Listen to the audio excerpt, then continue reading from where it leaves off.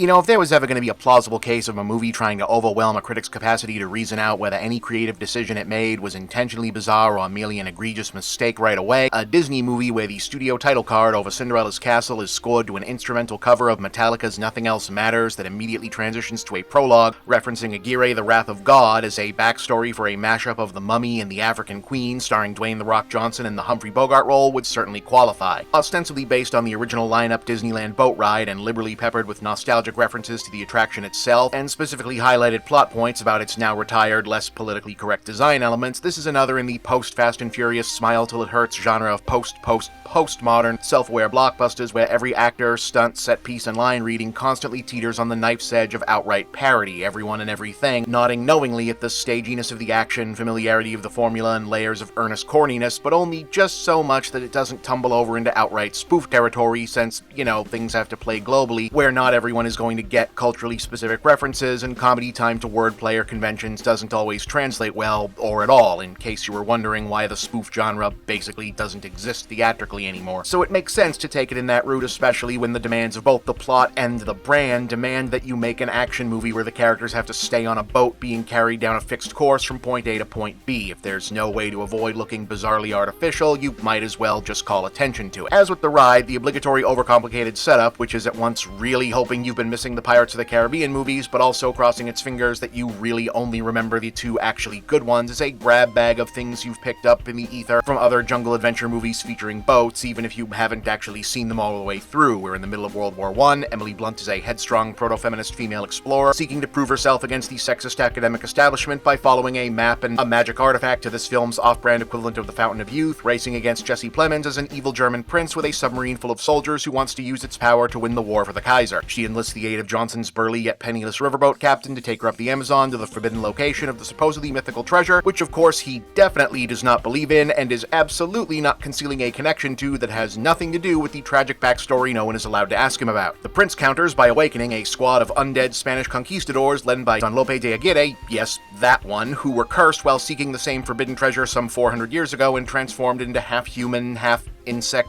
animal, plant, muck, swamp stuff monster. Like Aguirre seems to be made of snakes, and one guy is made of bees, and another guy is all plants, but they all seem to also be plants. Anyway, that's our setup. Head down the river, don't sink in the rapids, out with the German submarine torpedoes, find the treasure, do some sword fighting, watch Jesse Plemons camp it up in a fussy accent and argue with some bees. At one point, have culturally reaffirming comedy moments with the now significantly less offensive natives, while also fighting the literal monster conquistadors, and also Jack Whitehall is playing John Hannah from The Mummy, but also playing Blunt's loyal gay brother, a character detail which, okay, cool, though it is mainly here for the sake of adding dimensionality to Johnson's skipper, i.e.,